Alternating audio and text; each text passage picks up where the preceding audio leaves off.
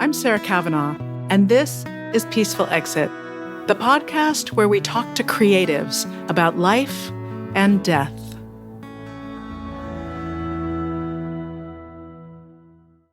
Ever since my kids went to a bookstore called All for Kids, and they had incredible illustrations of children's books on the walls, I've wanted to interview an illustrator. And I have to say, my conversation with Hallie Bateman far exceeded my expectations. She's one half of the mother-daughter duo who created 2 books together, What to Do When I'm Gone and What to Do When You Get Dumped. As a side note, it was fun for me to think about, what book would I have written with my mom? I learned so many insights from talking with Hallie and her mom, Suzy Hopkins. Suzy is a writer and journalist who draws on her own personal experience. Her husband abruptly ended their 30-year marriage. And she shares some well-worn wisdom about building a new life after a breakup.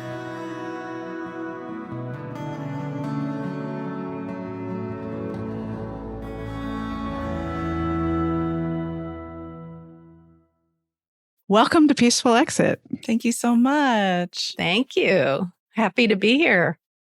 From my perspective in Peaceful Exit, culturally, we don't talk about death enough, and we don't talk about grief enough. And we certainly don't talk about grief as it relates to a breakup, a job ending, moving, etc. So thank you for helping us have these conversations. What was your approach to writing What to Do When You Get Dumped? The book, for people who haven't read it, is divided into 3 parts. The end, and instead of the middle, it's called the muddle, and the beginning. And in the end is when I personally got dumped after my 30-year marriage. My husband came home one day, and I was 2 days from retirement, and he said, I want to pursue this relationship with this old girlfriend from 30 years prior. And this was a surprise to me, to say the least. And he was basically gone from that time on. So very sudden in development. And I went into a shock and left the family home and bought a place in the country. And a year went by. I got counseling, helped a bit. 2nd year went by. 3rd year, and I'm still not doing very well. And so the muddle in the book, which is a pretty big, long section, was where I began to write in order really to process what I was dealing with. Because to tell you the truth, I thought, I've got all this life experience. I've been a journalist. I've interviewed all these people, particularly elderly people, about loss and grief. And yet here I am feeling like the most alone person in the world. And I had no idea that I could find myself in a state that I didn't have what I thought were the tools to just come back from it. So Hallie got me a tarot reading as a gift, and the tarot reader was not aware that I was a writer even, or that I had been left, and said, I think you should write a memoir as a pathway to your own healing. And that turned out to be very prescient. So I wrote it in the middle of dealing with something that I didn't really know how to deal with. That's the very long answer to that. That's a wonderful answer. In fact, many of the authors that we've talked to on Peaceful Exit have talked about how healing writing is. Even if you're not a writer, to actually put words and language to what you're going through. Yeah. And of course, writing to me has always been an analytical exercise. I was trained in journalism. I know how to do synopsis, big picture view stuff, but this was just a different animal. And also, really the reason for writing it initially was I didn't find out in the world literature and I wanted to sit in the quiet of my home and cry in the corner and look at a book at the same time if possible, because that's what I was doing.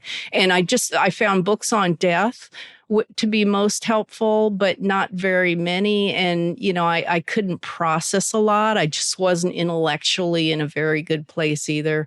And I thought, gosh, if that's all there is for heartbreak, I need to plod my way through. And of course, Hallie is this graphic novel. We had already done one book, and Hallie was ready to do another with me and said, well, if you do this, we'll do this together. And so I wrote a first draft, and then we began our collaborative process, which the first draft took about a year. Then we sold it and began the really detail-oriented, which took about another, I'd say, 2 years.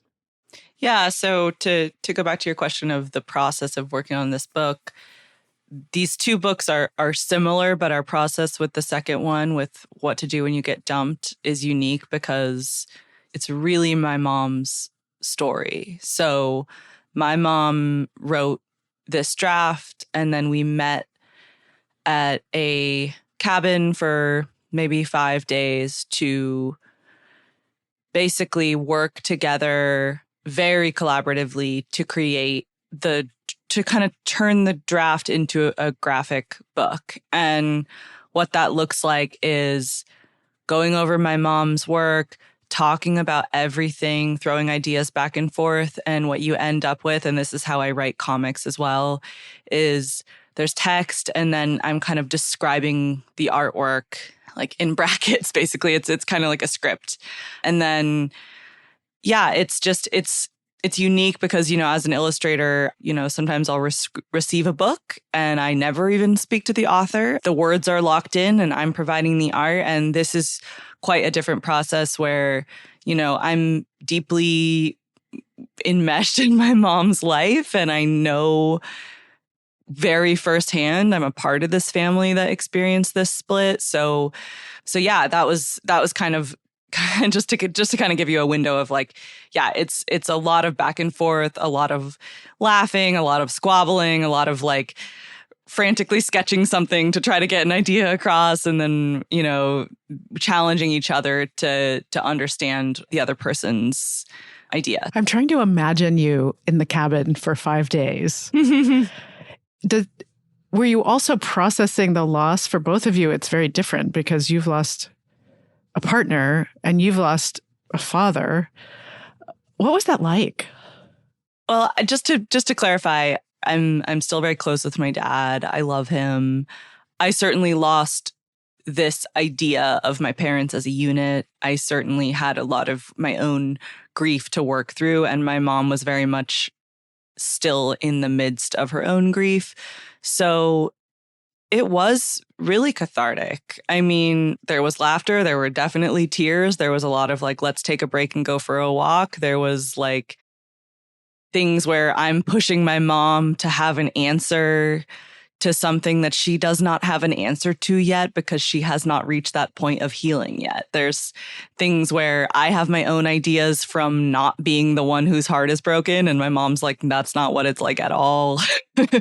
Then I have my perspective of my dad as a flawed human being, and my mom has her perspective of my dad as a flawed human being who did something that really sucks and hurts, and we're bringing, our different perspectives together.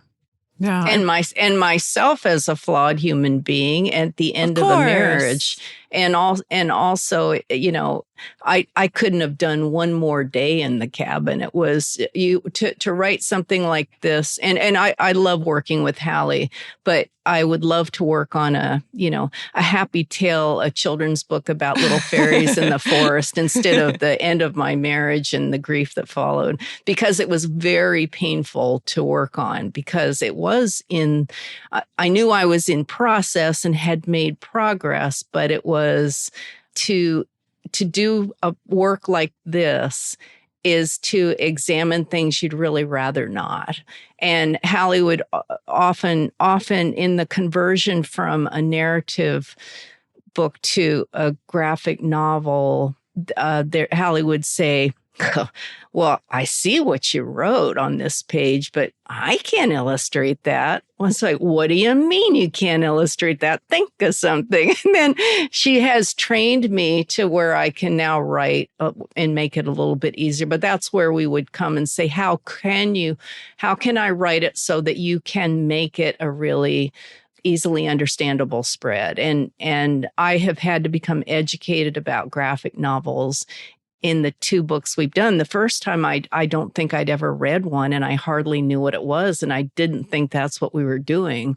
And we ended up on a retreat, and Hallie's saying, I don't need this page or that page and too many words here. And I'm going, man, I'm a writer. I want to keep some.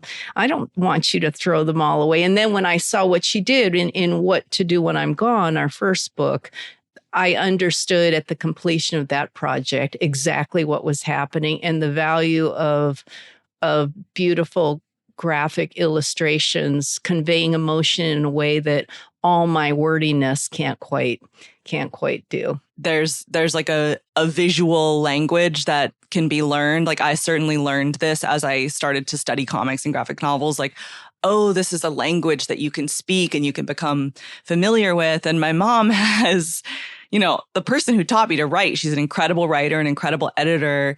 And so working together has just been an experience of like merging her expertise with mine. And I think we together come up with something that's like really different than what we would do individually. Well, I absolutely love the imagery. I have such an appreciation for illustrators, and I was so excited when Katie got this organized because I've been wanting to talk to an illustrator because it is another language, and you can go through an entire book with no words and tell an entire story. Mm-hmm. And so I just wanted to share that I so appreciate the work you do, and the fact that you're working as a mother-daughter team it's really reflected in the heart of these books. Like you can feel it. And when my mother died 22 years ago, and we didn't have a conversation about what to do when she's gone. And so I was reading that book and of course getting emotional because I'm like, what if I'd had this book when she was still alive? I would have loved to have this book. And it's just so nice to see adult books with illustrations that have their own message and their own language. And it's not just, the picture of a bird at the beginning of a chapter. Mm-hmm. It's actually the page on breath where it's just green grass, Mm-hmm. It brings you somewhere. It puts you in a place. I always think of that page when I'm thinking about, why have it be a graphic book? Did you draw as a child? I did. Yeah. I was a very voracious creator as a kid. I was drawing comics all the time. I wrote and filmed movies. I had a typewriter and I would write little fake newspapers, and I had a magazine, and I was just going.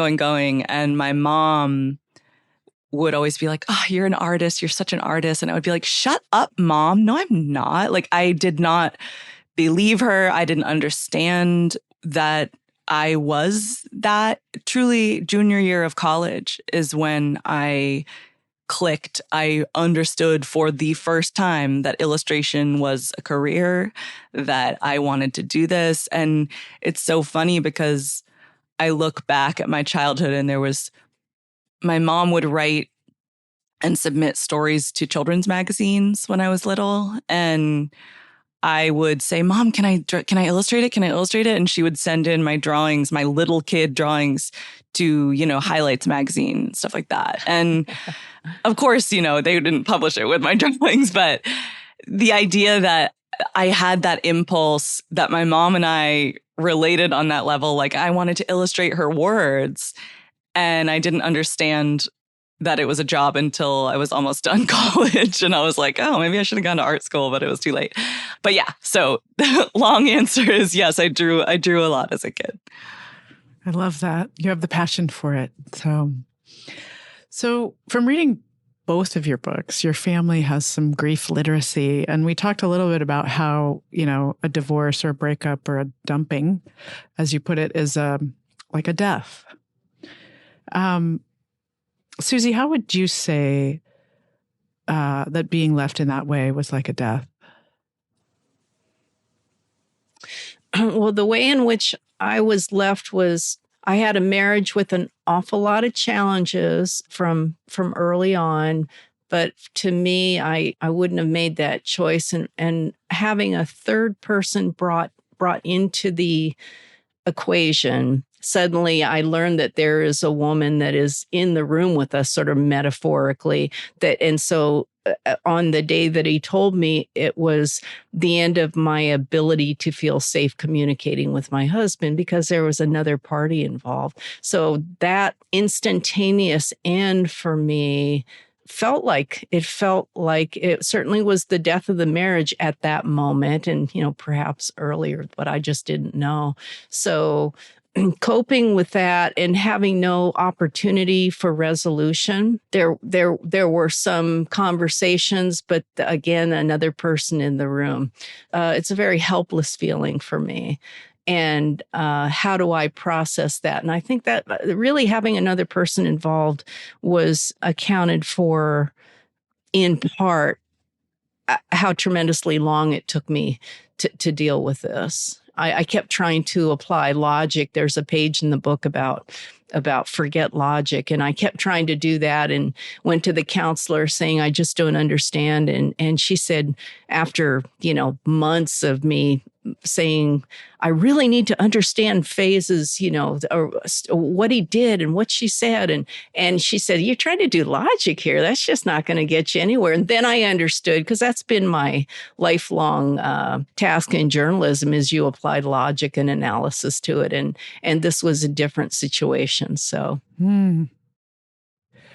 I wonder if it's the journalist in you that's like, what are my thoughts and what's the truth? It's like you're able to check the facts because you're a journalist, and I think that, I don't know if that's true, but that's what I was thinking. Well, I mean, I think I didn't know some of the facts, and I knew what my experience, like any marriage, you know what your experience is, but can you really know what the other person's experience is? And in struggling through the recovery period, I was just struck by how mostly the book is not about the marriage. The book is about one person's movement toward trying to build a new life that's a completely different life at in my case, at a later age. And I think that when I started to write, I had to say, okay, what has worked so far? I know I've healed some.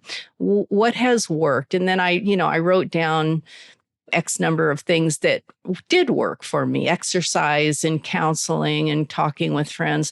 But then other things were either got in the way of recovery. Sometimes intervention by other people was not helpful to me, and I needed to change relationships, to leave some relationships in order to feel better.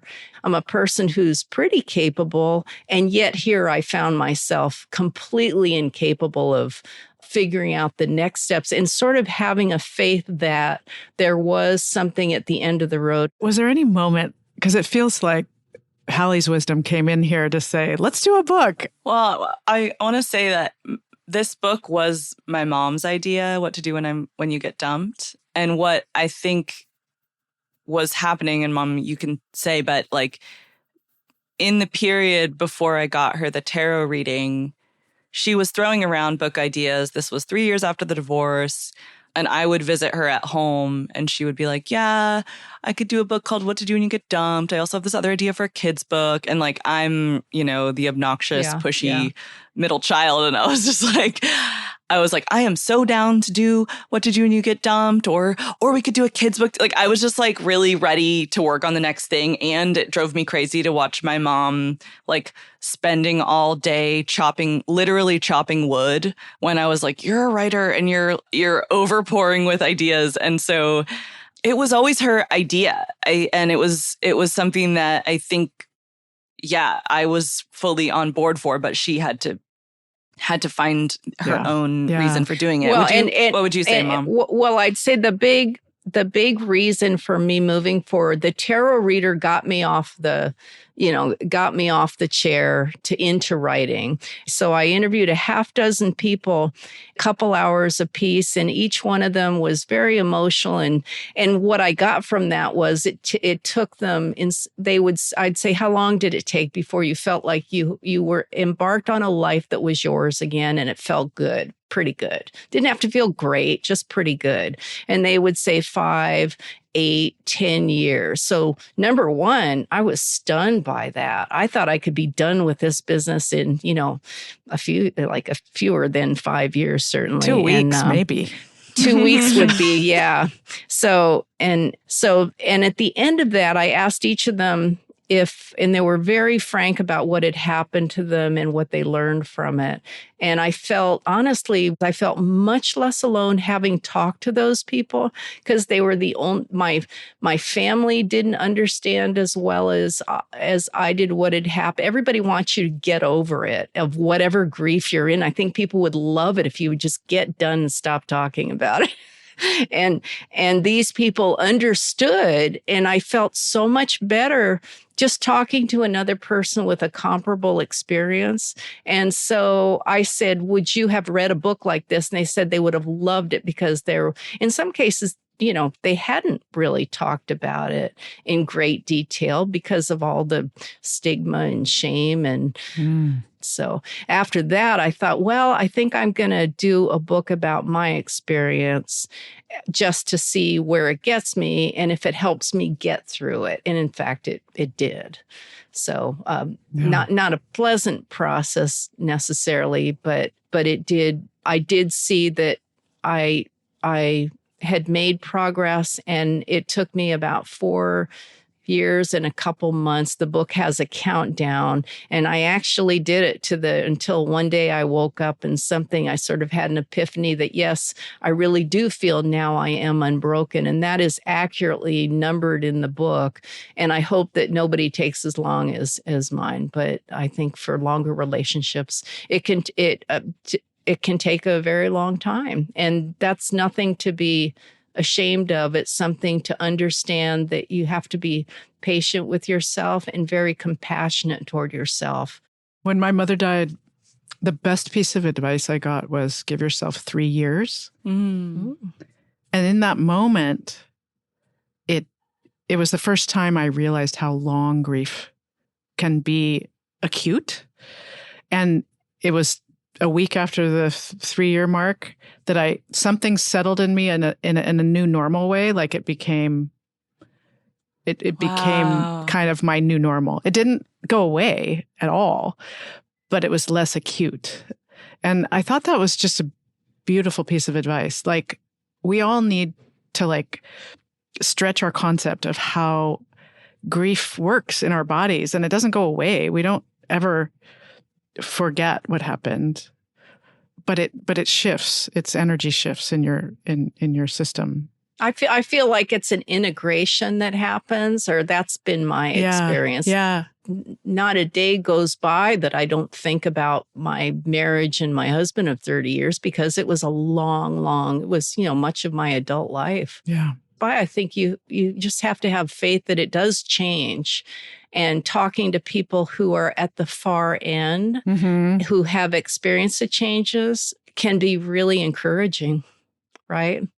Yeah, there's a lot of resilience and humor in this book. I'm remembering the page of shopping at the used man store when you talk about dating, and there's images of different profiles of different potential dates. A lot comes from the illustrations. I was just curious, are those fictional dating profiles or are those real? Oh, no. Well, they are distillations of very real. Oh, very real men.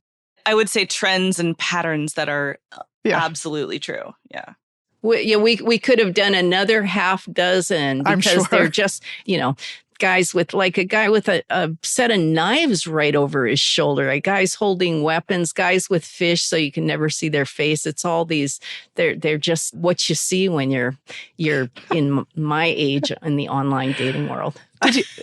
Did you two ever talk about humor? Were you like, this book has to be funny, as well as what is the role of humor in the grieving process, and how you came about this? I don't think that there was ever a thing of should the book be funny? It just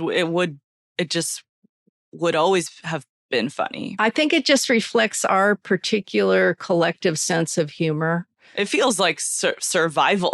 You have to I wouldn't even want to ask someone to read a book that wasn't funny. Sometimes I'll watch like a movie or something and I'll be like, no humor, nothing.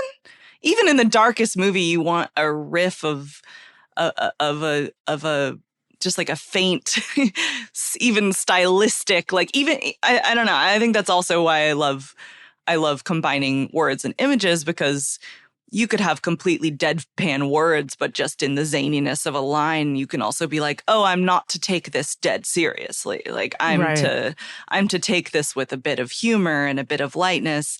And in the course of all the things that happen in your life, even the really horrible, difficult things, like that's, I'll just tell one story, because my mom had a good sense of humor, and she was dying. So she was maybe a couple days, 3 days away from dying. And she'd had an imaginary feud with her only sister. And the imaginary feud, we understood it was from sort of dementia at the end of life in the last days. I think at some point my sister and I said, Mom, do you want to call her and bury the hatchet with your sister? Because she's she would love to hear from you. But my mom had really gone into this imaginary thing. She woke up briefly and said, bury it in her head. She just had that kind of gallows sense of humor, and she was making a little joke. Honestly, she was back to herself, which was with this kind of dark sense of humor, which she had used to cope with a really difficult life. And so I think it's kind of passed down. And then, like, yeah, I would say like the thing that enabled me in my early 20s to approach my mom and say, hey, Mom, can you write me a book for when you die, telling me what to do, which became What to Do When I'm Gone. The only reason I could ask her that and have her be like, oh, yeah, sure, is like we just grew up, talking about, I think dark stuff was always on the table, sense of humor. I mean, my brothers are both really funny. My dad's funny. Like, it's just a part of the way that we connect and communicate. And my husband is like very, very sweet and loving. And I remember at one Christmas he was home with us and he was like, God, your brothers are like being so mean to me. And I was like, that's how they show love. I'm sorry. Like it's just kind of our thing. But I mean, with the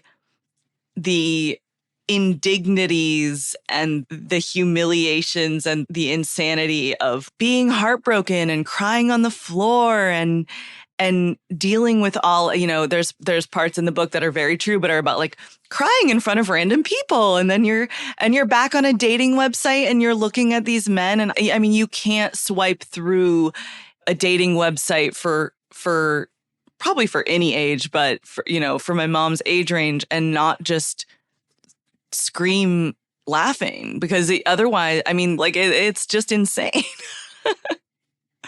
Oh my gosh. Did you help her out? Which way to swipe? I don't know if you swipe right or left. I was like, give me your phone. And I used to be like, Mom, don't be so negative. Like, let's go on. Yeah. Like, let's get you on these dating sites. And I would take cute pictures of her and I would help her write her profile. And I would kind of be like the enthusiastic one.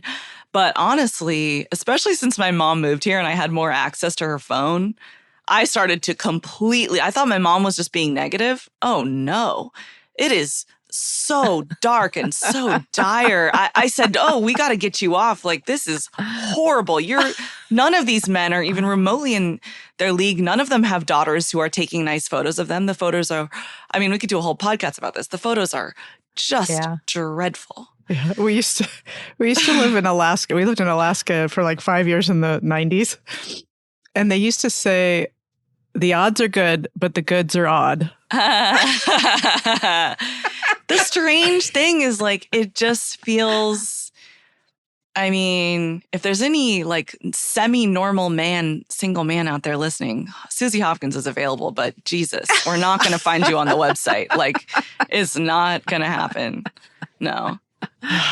You have wonderful advice in your book, What to Do When You Get Dumped. One of those, actually, I think it's maybe in both books, to seek beauty as part of the process. What do you mean by beauty? I think that can often be trivialized, but I didn't find that in your imagery or your words. As a journalist, when I started as a young reporter, I took all my photos. This was many years ago, and we used to handle a camera. And so I've always kind of loved photography. If you followed me on Instagram, you've been subjected to garden and flower and butterfly pictures, and it's just a bunch of boring stuff. But to me, it's absolutely spectacularly beautiful, and it helps me, particularly in the part when I was coming through the heartbreak.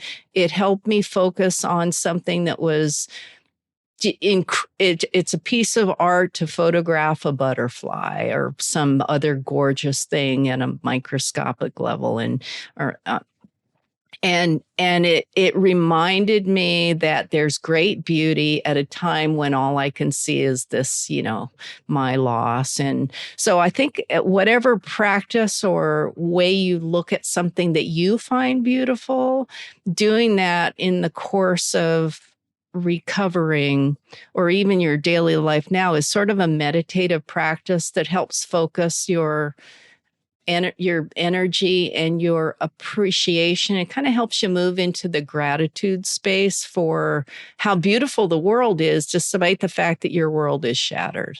That's beautiful. I think that's such wisdom for our time right now when it feels like... Oh my gosh. Oh my gosh. Yeah. Absolutely. It feels like the world is burning. You're going to look at what's right in front of you. But whatever it is that you're focused on for that moment, you're not focused on all the chaos. The other thing I noticed, and I really appreciate, we talk a lot about grief rituals. And when you burn the cardboard record, that's a ritual. And it was so original. And the fact that you had the cardboard in the shape of a record and that it was the song that you wanted to, let go of that was related to your relationship. Anyway, anything we can do in our grieving, and as we hear things in the outer world that come at us and feel really devastating, what are those rituals that we can do? I think that the whole book is kind of my mom reporting on what her own grief rituals were and just what the steps were. And the hope is that for the reader, it's not necessarily that you'll do the exact same things that my mom did, but more that you will pay similar attention and maybe find your own, what's a ritual that would feel good to you, and maybe giving yourself permission to take... Like a lot of these things might feel silly if you were just kind of opening the book and coming to them. You'd be like, wait, you're smashing an object that you had with your ex. Like, isn't that a little dramatic or something? But that's really true. My mom really did that. I mean, it worked. It worked for me. A sledgehammer. It worked. Well, why a cat box? Why the cat box? I was so angry that particular day. I mean, one thing my experience in grief has been, I'll be going, doing better today.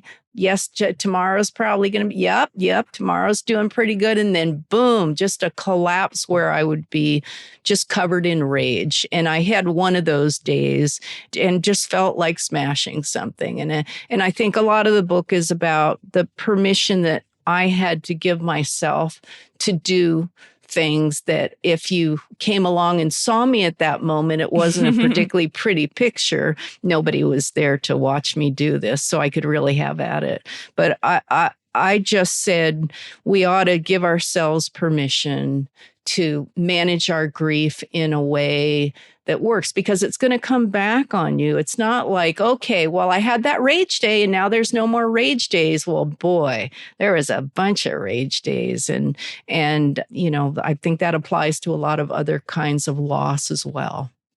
Well, even in your book, you fight denial by making a what is true list. And I love that idea. Like, that was helpful, actually. Yeah. How'd you come up with that idea? I journaled very extensively from the moment he left, because I was so confused by everything. I was trying to make sense of it. So everything that he said or did, I kept a running journal.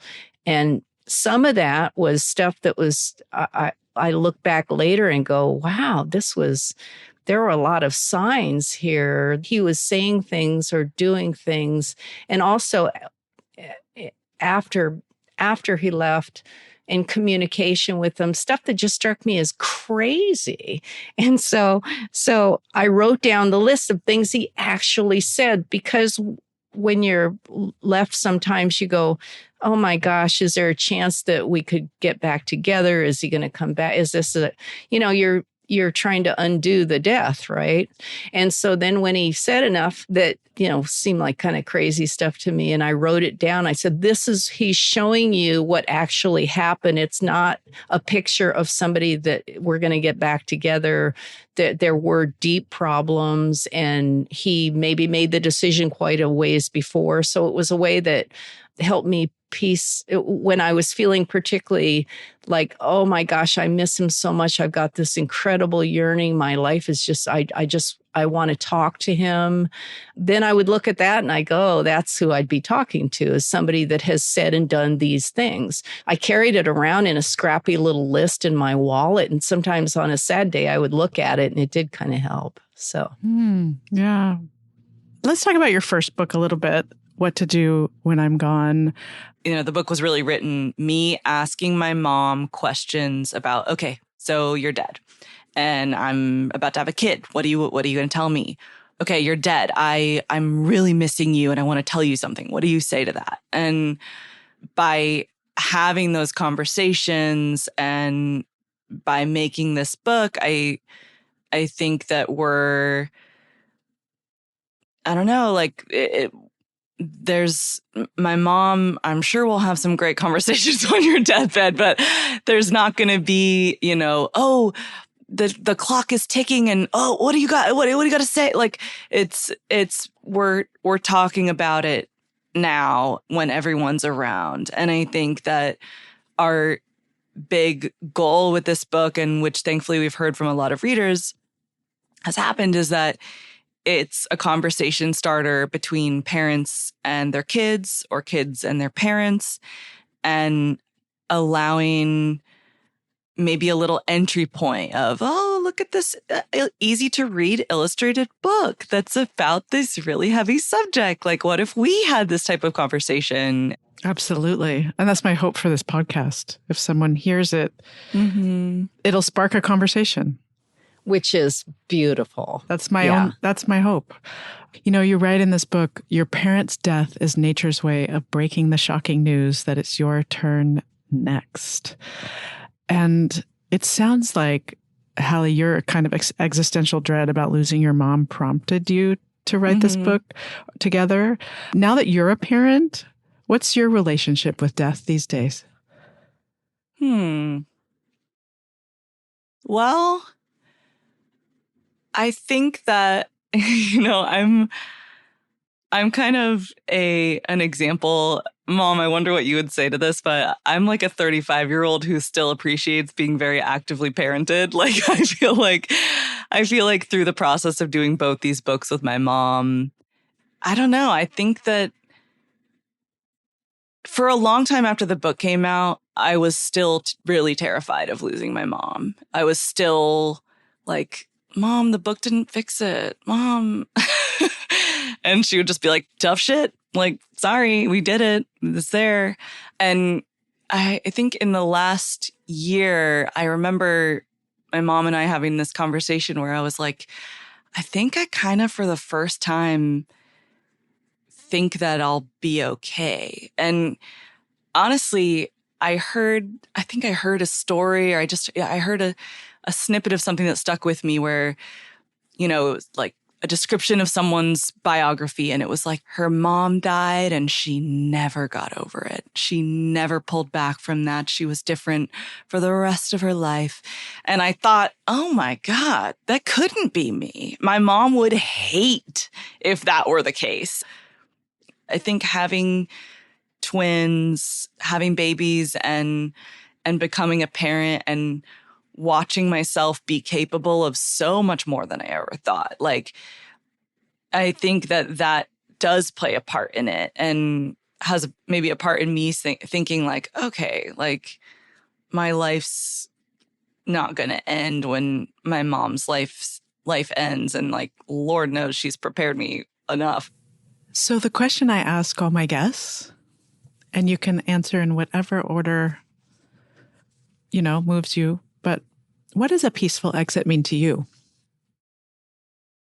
A peaceful exit to me is not really about the circumstances that surround the moment of my death, because, I could go tomorrow in the bus crash, or I could have a physically drug-assisted peaceful exit. But, since I don't know what that is, to me, I think of a death with dignity, meaning I have some say. I'm a believer that if circumstances warrant that I ought to be able to end my life on my terms, that constitutes a certain peace to me, because it has a dignity to it that otherwise might be stripped away, and a lot of measures are taken. And I also, there's something that comes to mind, which is that I have the real peace would be at the time of my death if I've come to some acceptance of whatever issues were really outstanding for me, and all to do with relationships. Have I really left my relationships in a way that, did I tend them while I was living in a way that I wanted to, and that felt good, and that was in line with my values? If I had done that, would constitute a certain peace as I made that transition. Oh, thank you. Hallie? I think a younger version of myself would have said that a peaceful exit would be like, well, it means that I published 25 books and I said everything I had to say and I capped it off perfectly with a little finale, and I feel like my younger part of my life was like so ravenous and really terrified that I wouldn't have time to say everything that I had to say or something.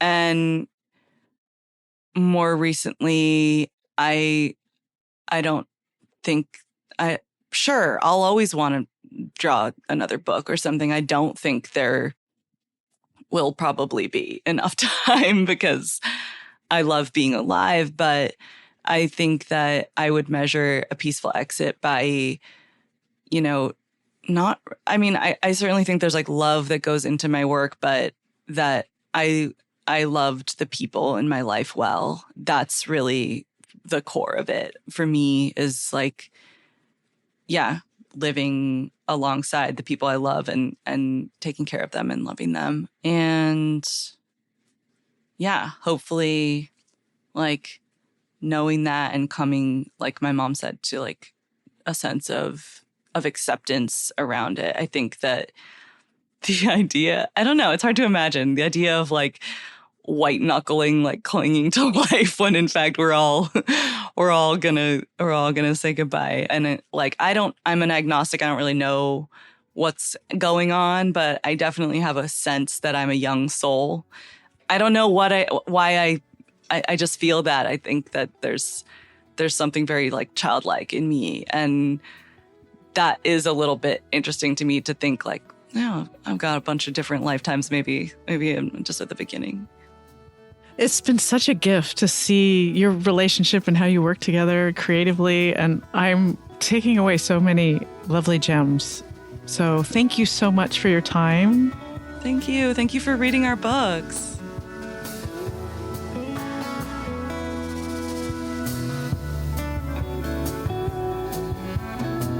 Thank you for listening to Peaceful Exit. I'm your host, Sarah Kavanaugh. You can find me on Instagram at @peacefulexit, and you can learn more about this podcast at peacefulexit.net. Our senior producer and editor is Katie Klein. Our sound engineer is Sean Simmons.